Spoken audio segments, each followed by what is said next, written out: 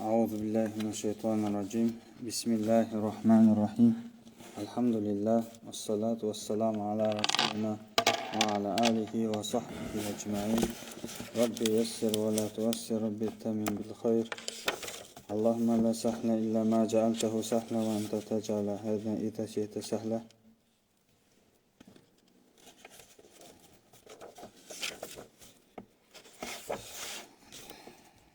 Assalamu alaikum wa rahmatullahi wa barakatuh. Hürmetli muhtaram cemaat Müslüman bauırlar. Vakıftan namazımızdan aldığında derslerimizi arqaray жалғастырамыз. Nur Mubarak İslam Medeniyeti Üniversitesi'nin ağa оқытушысы ұстазымыз Бейжан Ілиясбековтің Құран тағылымы, Құранның ерекшелігі, жаттау тәсілдері мен әдептері деген кітаптан сабақтар өтіп жатырмыз. Соны жалғастырамыз иншалла. Өткен дәрістерімізде Құран оқуда Құранның әдептілігі жайында еді. Сонда енді Құранның қандай жерлерде оқылуға болатындығын, қандай жерде оқыса макрух болатындығын айтқан болатынбыз. Енді Құранда 5-ші әдебі қыблаға бет бұру дейді. Намаздан тыс уақытта Құран оқыған кезде жүзді қыблаға бұру мұстахаб. Мұстахаб дегені бұл жақсы көрінген амал. Яғни істесеңіз жақсы, істемесеңіз бір күнә емес. Бірақ дегенмен де мақталған амалдардан екен. Намаздан тыс уақытта Құран оқыған кезде жүзді қыблаға бұру. Былайынша айтқанда әдептілік деген. Үлкен табиғин ғалымы, табиғин дегені сахаба, пайғамбарымызды көріп, пайғамбарымызға иман келтіріп, сол иманмен дүниеден озған адамды сахаба дейді. Ал сахабаны көріп, сахабаға ерген адамды, яғни сахабаны көріп, содан тағылым алған кісіні, мұсылман адамды не дейді? Табиғин дейді. Сол үлкен табиғиндердің ғалымы екен Саид ибн әл-Мусайяб жантайып отырған кезінде қандай да бір хадис жайлы сұралғанда дереу бойын тіктеп жантайып отырып, Алла елшісі саллаллаху алейхи вассалам хадис жеткізгенді ұнатпаймын деген екен дейді. Ғалымдарымыз Алла елшісі саллаллаху алейхи вассалам хадисіне осылай құрмет көрсетіп жатса, Алла тағаланың сөзі Құран құрмет көрсетілуге әбден лайықты. Имам Заркаши Бурхан фил улумул Құран деген кітабында келтірген екен. Яғни білесіздер, біздің атам қазақ әу баста Құранды қатты құрметтеген, қатты қастерлеген. Ол жамбастап оқу былай тұрсын, тік тұрып оқуда ыңғайсызданған. Құран оқитын болса әдемілеп отырып, бәрін молдасын құрғызып, барлығын отырғызып, кейін барып молдекеңе Құран оқытқызып, оны әдептілікпен тыңдаған. Және қыблаға қарап оқыған. Осы қыблаға қарап оқу бұл мұстахаб амалдардан екен. Тіпті имам Малик рахматуллах алейх, Малики мазхабының имамы, пайғамбар саллаллаху алейхи вассаламның Мәшітул Набавида пайғамбардан дәріс айтады деген. Пайғамбар саллаллаху алейхи вассаламның хадис айтады деген де, яғни. Сонда егер де дейді, бір адам бұлай жай намазды бұлай тырнап отыра ма, яки бір киім бір түймесін бұлай шұқылап отыра ма, сондай көріп қалса бірден тоқтатады деген де кетіп қалады деген. Яғни пайғамбарымның сөзіне құрметсіздік етілген жерде береке болмайды, ондай жерде дегенде кетіп қалады деген. Соншалықты пайғамбар саллаллаху алейхи вассаламға құрметі, пайғамбардың сөзі айтылып жатқан кезде оны, яғни менсінбеулікті танытып, яғни немқұрайлық танытып, қойшы айтса айтады да деген сияқты сөзді байқап қалатын болса, бірден тұра дегенде дәрісін тоқтатып қоя деген. Яғни пайғамбарымыз саллаллаху алейхи вассаламның сөзіне, хадисіне, сүннетіне деген құрметі. Ал енді бұл жерде айтып жатыр, имам Заркаши айтады, сондай пайғамбардың хадисін құрметтесе деп жатыр.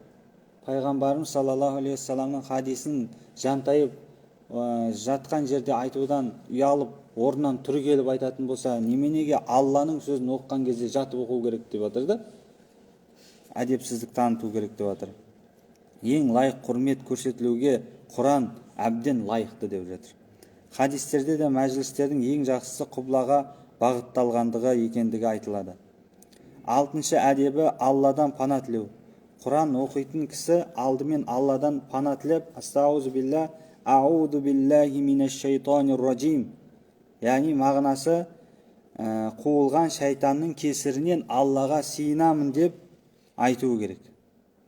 Себебі бұған дәлел ретінде Құран аяттарының бірі Нахл сүресінің 98 аятында Алла Тағала былай дейді: فَإِذَا قَرَأْتَ الْقُرْآنَ فَاسْتَعِذْ بِاللَّهِ مِنَ الشَّيْطَانِ الرَّجِيمِ. Ендеше Құран оқысаң, Алланың рақымы мен құзырынан қуылған шайтанның уасуасасынан сақтай көр деп, Аллаға сыйынып пана тіле деп Алла Тағала бұйырған. Яғни әдейі біле тұра Құранды аузу бисмилласыз бастап оқысаңыз, күнәһар боласыз. Аузу биллахны айтпай оқысаңыз. Басында бір рет аузу биллахи минаш шайтанир ражим деп айтып алу керек. Себебі Алланың бұйрығы. Қашанда Құранды міне оқығың келсе деп жатыр, қуылған шайтанның кесірінен Аллаға сыйынамын деп Алладан пана тіле деп жатыр. Көпшілік ғалымдар аталмыш аятты Құран оқитын болсаң, Алладан қуылған шайтаннан пана тіле деп тәпсірлеген. Алладан пана тілеуді аузу биллахи минаш шайтанир ражим деген Құран аятын қолдану кең таралған. Бірақ аузу биллахи самиил алим минаш шайтанир ражим осылай деп айту керектігін айтқан ғалымдар да бар дейді. Алладан пана тілеудің осы аталған түрін айтса еш оқасы жоқ. Алайда әуелгісін айту көпшілік ғалымдардың таңдауы дейді. Кісінің намазда немесе басқа да орындауда аузу дұғасын оқуы мұстахаб. Ғұламаларымыз қырағаттан алдын бір рет аузу биллахи минаш шайтанир ражим оқылады. Кейін әр сүренің басында аузу емес бисмилла оқылады деген. Яғни ең басында Құранды қолыңызға алып ниет етіп оқуды бастаған кезде аузу биллахи минаш шайтанир ражим бисмиллахир рахманир рахим деп айту мойнымыздағы борышымыз. Алла Тағала бұйырған талап, Алладан келген.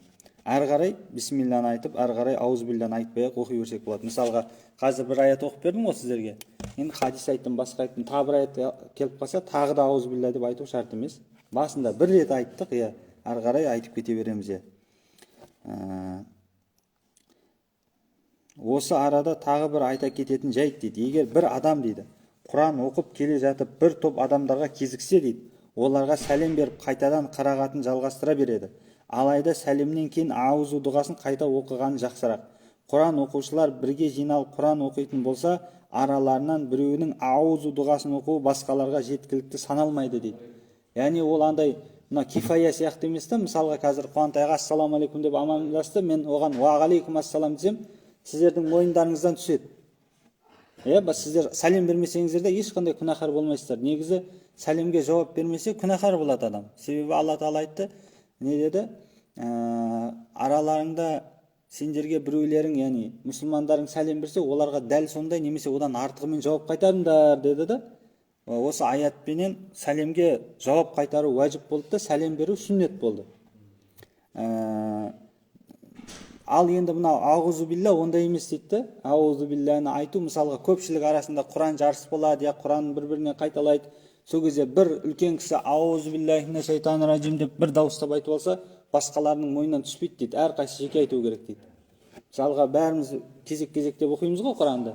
Әрқайсысы жеке оқу керек дейді. Сонымен қатар қырағат алдында аталмыш дұғаны дауыстап айту жақсы істеп танылады. Және осы аузу билланы негізі көпшілігі бүйтіп ішінен оқып алады да, шайтанир ражим деп алады да, кейін бастап оқиды. Бірақ соны енді жақсырағы деп жатыр. Оны дұрыс емес деп жатқан жоқ. Жақсырағы дауыстап айтқан жақсы дейді. Аузу биллахи минаш шайтанир ражим деп. Өйткені оны дауыстап оқу тыңдарманның мән беріп тыңдауына әрі үндемей отыруына түрткі болады. Нәтижесінде тыңдарман оқылған Құраннан бейқам қалмайды дейді. Абдул Қадыр Мұхаммед Мансур Масуд Улумул Құран кітабының 111 бетінде келтірген ақпарат екен. Енді мына осынан оқып аяқтайық. 7-ші әдебі Құранды оқудың, тыңдаудың. Құранды Аллаға мойынсұнған күйде, яғни хушухпен оқу керек дейді. Хушух дегені ықылас дегені, былайша айтқанда. ниет етіп не оқып жатқанын түсініп, бұл Алланың, Раббымның сөзін оқып жатырмын мен, Алла Тағала қасиетті Құранда бұны тек тазарғандар ғана ұстайды деген, ойланбайсыңдар ма, ақыл жүргізбейсіңдер ма деген аяттарды еске алып отырып, Алланың сөзін оқып жатырмын деген ниетпенен, хушухпен оқу керек екен. Былай дейді, Құран оқудағы мақсат аяттардың мағынасын ой жүгірте, оны түсініп отырып оқу қажет дейді. Құран оқудағы мақсат сол. Себебі ой жүгіртіп пікір жүргізу арқылы жүректер тыныштық тауып нұрланады. Құранда Алла Тағала «Афәлә ятадаббарунал Құр'ана» Садақаллахул азим. Әйтпесе олар осынау Құранға ой жүгіртпей ме дейді. Бұл қай сүреде екен? Ниса сүресінің 82-ші аятында. Деп келсе тағы бір аятта «Китабун әнзәлнаху илайка мубаракун лияддаббару аятихи ва лиятазаккара улул албаб». Садақаллахул азим. Біз саған осынау мүбәрәк кітапты, күллі саналы жаратылыс, оның аяттарына терең ой жүгіртсін, және ақыл иелері одан үлгі өнеге һәм ғибрат алсын деп түсірдік. Деп Сот сүресінің 29-ші аятында Алла Тағала сізбенен бізге осындай өзінің аяттарын баяндайды. Алланың тақуа құлдары арасында түні бойы бір аят төңірегінде ой жүгіртіп қайталаумен таң аттырған, сондай-ақ Құран оқып жатып есінен танғандары да көптеп кездескен. Тіпті Құран оқу барысында жаны үзіліп жарық дүниемен қош айтысқандары да бар. Мынау муминдердің анасы болған Айша анамызды көрген бір табиғин айтады. Алла одан разы болсын. Айша анамыздан барып дәріс алатын ек дейді. Айша анамыз бір уақыт-уақытымен бізге дәріс беретін, таң намазынан кейін күн шыққанға шейін. Содан дейді дәрістен алып болып, ары қарай дәрістен шыққан кезде духа деген намаз бар, сәске намаз дейді. Күн шыққаннан кейін оқылады. Сол күн шыққан кезде Айша анамыз намаз оқып жатқанын естіп қалдым дейді былай.